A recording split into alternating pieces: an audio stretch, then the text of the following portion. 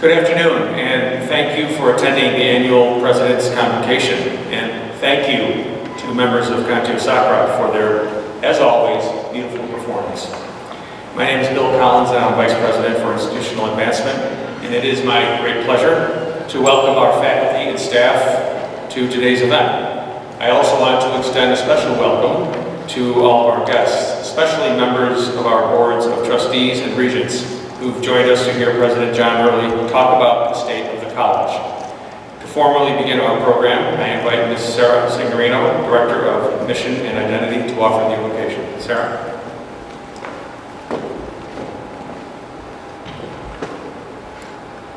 Let us take a moment to quiet our minds and hearts in prayer. Lord and Teacher, bless all in our community as we enter a new year with the grace you so generously provide. We give thanks for our students, our faculty, our staff, and our administration, and we warmly welcome the newest members to our Canisius family. We affirm the positive moments of insight, of the excitement of learning, of accomplishment, of creativity, of a sense of our Canisius community. We recognize the times of struggle, of difficult work and misunderstanding. We give these to you, O God, for transformation, so they can become seeds that will find fertile soil. In our new year, may we take with us the knowledge that you will keep us all in your embrace, so we can continue in the ongoing discovery of your love. We ask all of this through your Son, Jesus Christ. Amen. Thank you, Sarah. It's now my great pleasure to welcome the 24th President of Canisius College, John J. Hurley.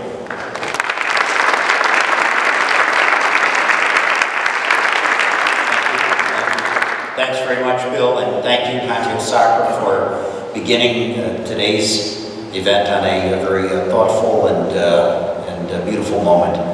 I'd like to welcome all of you to this afternoon's convocation, my 9th as president of Canisius College. This event, as you know, is being held a few weeks later than usual this year, allowing time for the first few weeks of the semester to get underway, and also giving us the opportunity to invite members of our Board of Trustees who have been on campus all day for their first meeting of the year. So I'd like to welcome and thank the trustees who are in attendance today. I'd also like to welcome our new faculty and staff members to Canisius and to extend my very best wishes for a rewarding career here at Canisius. You saw pictures of our newest faculty on the screen prior to the start of my talk. Please, let's do everything we can do to make them feel at home here at Canisius. I'd also like to welcome our interim Vice President for Enrollment Management, Ian Day, who has been with us since late July, and welcome also to Dr. Denise Rotundo, who is the new Dean of the Whaley School of Business. And I'd like to congratulate Sarah Signorino, who over the summer became the college's Director of Mission and Identity after several years in campus ministry. As you know, the Mission and Identity position has been vacant the past 2 years, so it's good to have Sarah at the helm to guide that effort. And while we say hello and welcome to so many, today we say farewell to Dr. Terry Mangione, who leaves Canisius this week to become the Vice President for Student Affairs at our sister Jesuit institution, Loyola Marymount University in Los Angeles. Terry has served a total of 24 years at Canisius in 2 separate stints and has held a number of important positions. Throughout her time at Canisius, she truly has been devoted to the welfare of the students of Canisius in so many ways, and she certainly will be missed. So Terry, today a very grateful Canisius College says thank you, Godspeed, and good luck in your new assignment.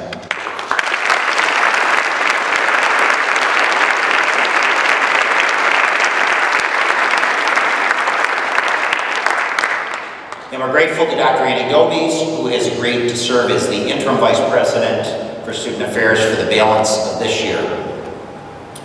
Today, I'd like to update you on developments in a few critical areas of the college, which will, I think, highlight the challenges we face in this year and in the near future. I'd like to let you know how we're addressing those challenges, and I think that there is some good news to report here. I'll conclude with a discussion of some bigger picture items that need to be a part of our plan for Canisius going forward. I will begin with enrollment, which has always been the lead item in this convocation talk. I've already reported to the campus on the fall numbers. The freshman class, as we know, was well below goal, but the effects of that were mitigated somewhat, but only somewhat, by a 2 percentage point improvement in our freshman to sophomore year retention rate and higher net tuition revenue per freshman student. Also, we recruited more transfer students than we did a year ago. And graduate enrollment for the fall was at 96% of the goal, and the number of new graduate students, new for the first time in Canisius, was up over last year, which bodes well for the near future. We spent many hours over the summer analyzing what has happened to undergraduate enrollment. We were disappointed that our tuition reset initiative, Excellence Within Reach, did not generate more applications for us. But I've stressed to everyone that the tuition reset is really a top-of-the-funnel strategy designed to convince more high school students to consider applying to Canisius. At the end of the funnel, when admitted students are deciding where to deposit, it's very much a net price decision. And in this last recruiting cycle, we simply didn't generate enough applications and then ran into some very aggressive discounting by our private college competitors, as well as the New York State Excelsior Scholarship Program from the public side. I don't mean to suggest that this is a complete explanation of all of our enrollment problems. There are several areas where we simply didn't execute as well as we needed to, and we must do better in all phases of student recruitment. You know, a significant issue for us is the number of admitted students who actually visit the college. We completed an analysis last year for 3 years of admitted students who were applied and were accepted from 2015 to 2017, about 10,500 students in all. We found that fully 70% of them never visited the campus. And the deposit yield rate for that group was predictably low, about 4.5%.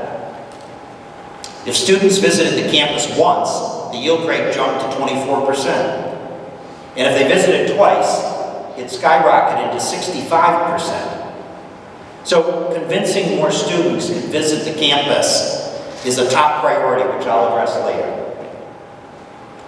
I've also heard anecdotally of several instances of us losing students to competitors where I know Canisius would have been the stronger option for the student. That's troubling because that means we're not making a sufficiently convincing case for the value of a Canisius education. And this is a challenge for our marketing people as we think about the development of print and digital materials. But it's also a challenge for each one of us as we rethink how we talk about the college and promote the fantastic education that we know our students receive here. On facilities, summer is always a very busy time for projects, and this summer was no exception. We did several projects in Horan O'Donnell to improve the chemistry department's laboratories and offices, as well as give a general facelift to the spaces there. I would say generally around the campus, we focused intentionally on first impression items that will improve the way the campus shows to prospective students. There was extensive painting throughout the campus, parking lots were sealed and restriped, the entryways around the library, Old Main and Megan, have been or will shortly be addressed. We also have a new food service operation, a grab and go in Old Main, and new food options in the Student Center Dining Hall. Our advancement office moved out of the building on Agassiz Circle and into George Martin Hall on the main campus, which was converted to very nice office space. And the Agassiz property is on the market and is in the process of being sold. There remain many of these kinds of projects on the list, some of which will be completed in the coming months. And then there are the major projects we must address. Science Hall and the connected parking ramp, Christ the King Chapel, and the Winter Student Center, chief among them. We will work diligently in the coming months to complete the facilities master plan, which will address many of the strategic near and long-term capital projects. And the third area I want to report on tonight is the college's faculty and the state of our curriculum. As you know, 34 members of our faculty took the retirement incentive offered by the college last year. As I've said in other settings, this was a significant number of faculty to lose within a short period of time. Several of them remain at the college, teaching in an adjunct capacity and giving their departments time to adjust to their retirement. Working with the Academic Program Board, Dr. McCarthy prioritized departmental needs, and 12 new faculty were hired to begin this semester. And you saw their photos on the screen before the talk. Dr. McCarthy has already authorized some additional hires that will be made this year for 2019 and 20. And I think the good news here is that departments reported strong candidate pools in their searches, and the new faculty who have joined us this year are evidence of that. Beginning in 2014, I've called each year in this commencement for a revitalization of the college's curriculum to ensure that what we're offering in Canisius continues to meet the needs of a world that continues to change so rapidly. This is a critical part of the enrollment challenge. Let me repeat, this is a critical part of the enrollment challenge. The process of program review and curriculum revitalization continues within departments and in the Academic Program Board. It remains a large challenge and a major priority. The APB has discontinued a number of low-enrolled programs, but it's also worked to encourage new program development, master's programs in data analytics, sport product development, childhood education / TESOL, childhood/special education were brought online this semester, as well as new undergraduate degree programs in creative performing arts interdisciplinary studies and a BS in psychology. Additional programs are under consideration, and the market research we've received strongly encourage us to pursue degree programs in cybersecurity, integrated marketing, and finance. I want to thank the faculty who championed the development of new undergraduate and graduate programs. That is going to be the engine that's going to drive revenue for the college going forward. We're also continuing our work to gain approval of the accreditation of our Physician's Assistant program. Amy Larson is on staff as the program director, and she's working with Dr. McCarthy, Dr. Morris, and Dr. Lindauer on the many details required for accreditation. Chief among them, the construction of a gross anatomy lab and related facilities in Science Hall, and the development of clinical sites for students in the program. We applied for and received a $585,000 grant from the New York Higher Education Capital Matching Program toward the construction of a gross anatomy lab, and we are having several productive conversations on the clinical site. While no single program is a complete answer to our revenue challenges, this is an important piece of the puzzle, and it represents new and exciting opportunities to engage with the strong medical community and our numerous alumni in that community here in Western New York. And I'm also encouraged that thanks to the advocacy and the careful planning of the English department, we've established a writing center for undergraduates and have moved freshman writing courses back into the English department. We welcome Dr. Graham Stowe to the faculty as the director of the Writing Center. This is a move that addresses one of the most important jobs we have, producing graduates who can write and communicate effectively.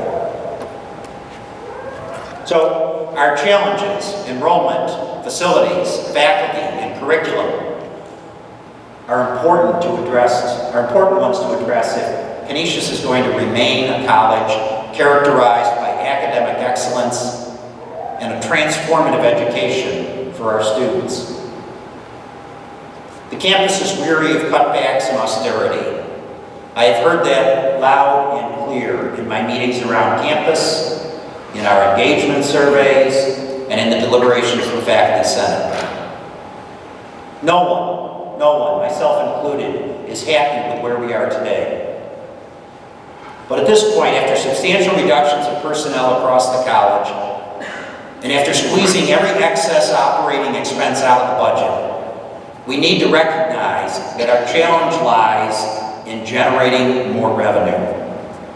This means recruiting more students, of course, but it means developing new sources of revenue.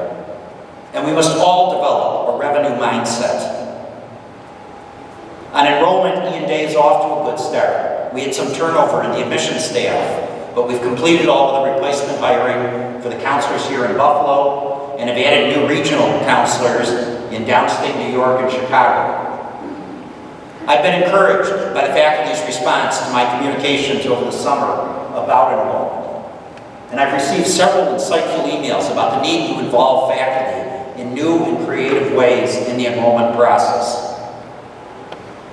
Our enrollment forum on September 14th drew a good number of faculty who made several positive suggestions that the enrollment management staff is organizing and implementing. The Faculty Admissions Working Group has met already, and Ian is committed to working with them on a regular basis throughout the year. And as we completed performance evaluations for the staff of the college, the administrative staff, we asked every single employee at the college to think about concrete ways that they could help improve the student experience or assist with student recruitment in their position. We're just completing the tabulation of those results, but I'm encouraged by some of the ideas that I see. For example, how might we develop a, quote, grocery store marketing talk that we might all repeat in the checkout line at Tops or Wegmans? Can we give faculty or staff printed marketing materials to make available at their houses of worship? And there are many more that we'll consider and implement, so I want to thank the staff for being part of the solution. I mentioned earlier that convincing more prospective students to visit campus is a top priority. We're offering a special additional financial aid incentive to entice students to both visit the campus and apply to Canisius by December 1st. If a student visits the campus and applies by that date, he or she will receive an additional $1,500 in financial aid for 4 years at Canisius. This incentive is part of a major direct mail and social media campaign that's now underway. The pieces are in the mailbox for thousands of students that we've identified in our inquiry pool. And students are beginning to take notice. We have a notable increase in the number of students who've responded to invitations for an open house, which are the 2 open houses which are scheduled for October 14th and October 28th. I've asked Ian to make available to all members of the faculty a copy of that mailing so that you have both the printed piece and his letter that went, so that if people ask you about it, you will know what it's all about. I continue to hear from several of our faculty in the science departments about the state of health science and the need to complete Science Hall. And as I've reported in the past, we tapped a number of government, foundation, and individual sources, as well as bank financing, during the Legacy of Leadership campaign to acquire the building and parking ramp, and then complete the first phases of renovation. Many of these sources, bank financing included, are not available to us for the next phase of the project. So I've been working with the advancement staff over the past several months to take a fresh look at the prospective donors for this project and to see how we might do a targeted campaign to get this project underway as soon as possible. The next phase would also include the demolition of the ramp, which we fully understand needs to be addressed as well. I've heard from students and faculty on that. Our advancement team is also in the process of implementing the recommendations of a report that was completed last year by Westwind Consulting, That report found that given the cutbacks in advancement that had occurred over the past several years, our fundraising capacity had been constrained. So we've added 2 new faces to the staff already. Kim Venti as the Associate Vice President and Mary Ellen Bukowski as the Major Gift Officers. Officer, two moves that we think are going to increase the fundraising capacity. The West Wind report also recommended that in addition to a very targeted effort on Science Hall, we should also try to maximize current year unrestricted gifts to the college that can be helpful in our operating budget. And that initiative is underway with the Canisius Fund this year. And finally, with respect to revenue, we're constantly looking at new possibilities, such as this summer's announcement that we were making residence hall space available to students from Erie Community College. That has already meant 57 students residing in our Delavan Townhouse complex and participating in our meal plan. I was encouraged to see several faculty collaborate with the Center for Professional Development to introduce lifelong learning opportunities that will see talented faculty offer multi-week courses on interesting topics for people interested in a wide variety of subjects. And just this past week, we learned that the National Institute on Aging at the U.S. National Institutes of Health awarded researchers at our Institute for Autism Research and in the Department of Psychology a grant for $379,000. This R21 mechanism is a very competitive one, and it only funds 1 in 5 applications per year. Funded applications must be promising research, beginning a substantial program of scientific work. So this grant will fund a 2-year study to examine the relationship between aging and autism spectrum disorder in older adults. Over the 3 years, the grant is expected to generate over $100,000 in revenue to the college. And grant-generated revenue from indirect costs is a form of revenue we don't often think about, but it blends new transformational student opportunities in research with support for faculty scholarships. So I want to congratulate the team in the Institute for Autism Research and in the Psychology Department on this truly outstanding accomplishment. And there are other creative possibilities we're considering to generate new forms of revenue. Across New York State and the Northeast, private colleges and universities are under tremendous stress from the same factors that Canisius faces. These circumstances have institutions looking at a wide range of strategic relationships that could see them cooperating on academic programs and sharing back office operations. There are many, many possibilities here, and Canisius is very much in the mix in these discussions. My personal opinion is that we've reached a tipping point in higher education, and colleges and universities will need to either develop new approaches to the way they operate and deliver the education to their students, or face extinction. We have an additional challenge here at Canisius, and that is the declining presence of Jesuits on our campus. Another situation that is not likely to change in the near term. As you know, Canisius is participating in the Mission Examen Priority process through the Jesuits' USA Northeast Province. And the self-study that Dr. Sandy Estenek and her committee prepared over the summer was sent to the campus for comment a few weeks ago. At today's meeting of the Board of Trustees, the final draft of the study was approved with a couple of changes, and will now prepare for the site visit of our review team in November 11th through the 14th. The good news from the self-study is that despite the fact that we had been without a director of mission and identity for the past 2 years, we continued to make significant progress in this area. The report's impressive in detailing all the ways that we work each day to animate the Jesuit mission of Canisius College, and the campus, trustees, faculty, staff, students should really be proud of what's been accomplished. The challenge highlighted by the self-study, though, is the extent to which we're prepared to preserve and enhance the Catholic and Jesuit dimension of the college without a substantial Jesuit presence on the campus. Now, we've been participating in mission formation programs offered through the Association of Jesuit Colleges and Universities, such as the Ignatian Colleagues Program. And we've also developed our very own Canisius Colleagues Program. But we're going to need to get much more intentional about this in the months and the years ahead. And this is a top priority emerging out of the Mission Examen process. Our focus on mission is complicated somewhat at present by the sex abuse scandal within the Catholic Church. When I met with Bishop Malone back in August, I told him that the non-stop media coverage of the sex abuse scandal wasn't making our job of marketing Catholic higher education any easier. I can report to the campus that the reaction I received to the statement I released on the sex abuse scandal was overwhelming and universally positive, from alumni, faculty, friends of the college, parents, women religious, and so many others who wrote to tell me that I had expressed for them the horror, the outrage, and the disappointment that they felt.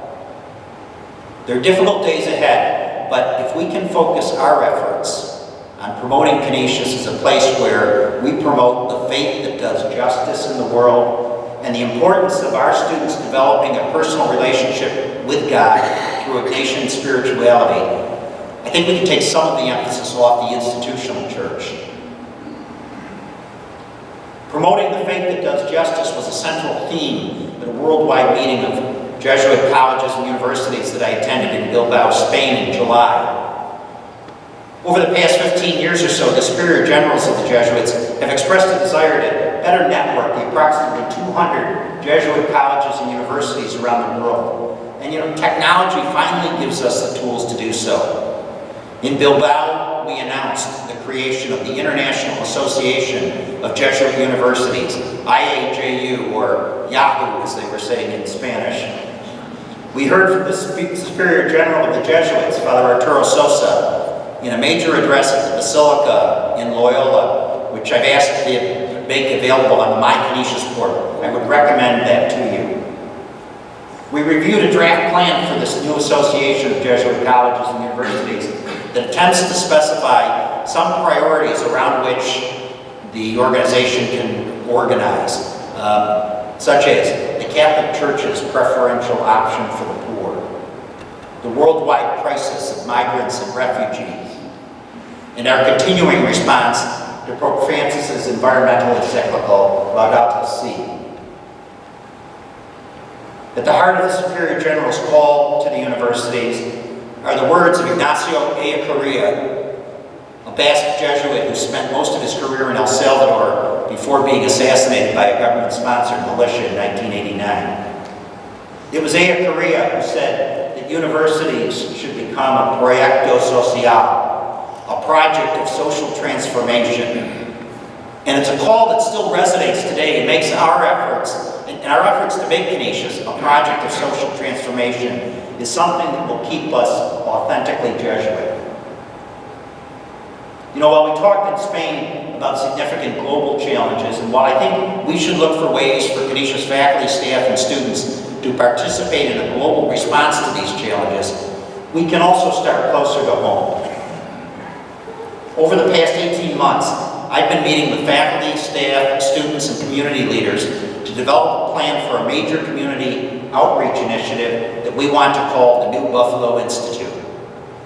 Later this semester, we expect to publicly announce this initiative, which is an attempt to harness the resources of the college in pursuit of a targeted set of important community priorities centered mostly on the east side of Buffalo, our home.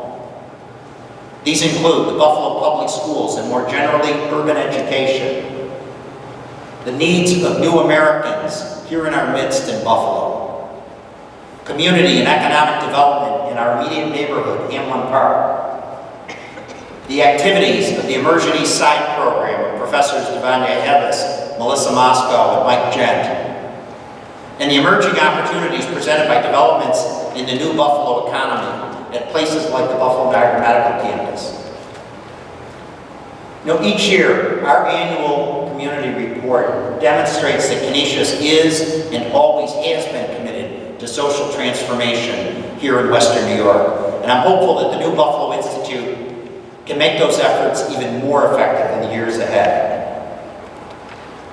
I also think that our response to Laudato Si has a local connection too. And I'm happy that a faculty sustainability group is looking at how we might address the care for the environment within our curriculum, our research, and our co-curricular activities.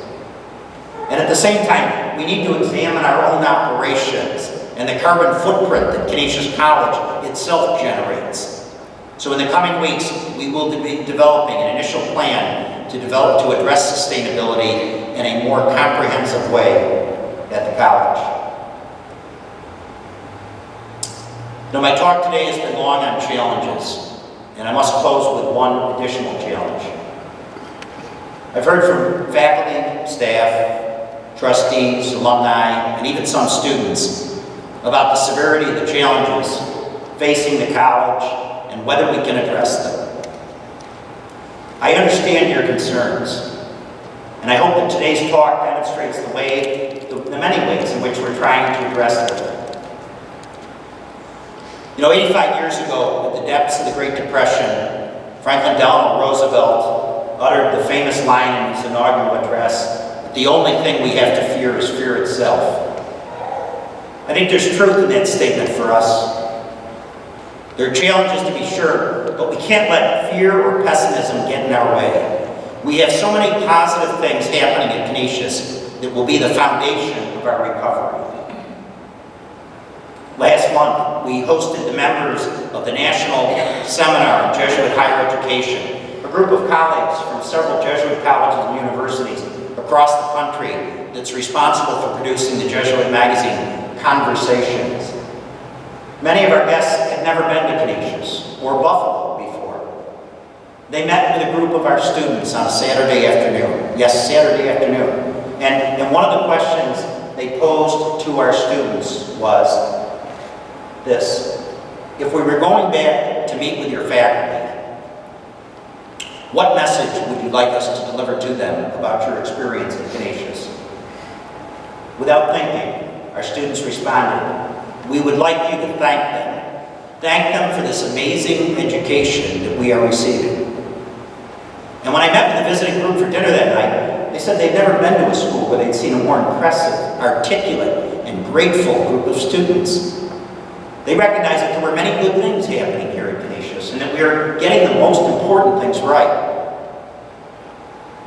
This was not an isolated instance, though. Each year at commencement, I'm approached by parents, many with tears in their eyes, who tell me what an amazing person their son or daughter has become because of this Canisius experience. This past May, one mother posted on Facebook her account of meeting with me after graduate commencement. She said, in our brief conversation, he mentioned my son's brilliant mind, his ability to think at deep, profound levels, and his courage to challenge those in charge.